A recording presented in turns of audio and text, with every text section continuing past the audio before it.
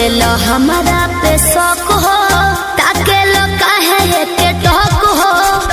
ए झूठो के करेला हमारा पे शौक हो, ताके लो काहे के टोक हो।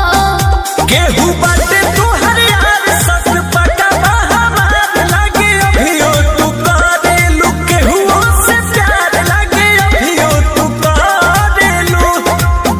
सच कैसे बताई सीने चिर के देखाई, नहीं बात पोतिया लगे करकिरिया हम खाई। जोनी लड़की बुझो हमके चालू कौनो पिछला जन्म के करम कइले बारू, तू तो कइले बारू। तबे हमरे नियन मरद पइले बारू, तबे हमरे नियन मरद पइले बारू।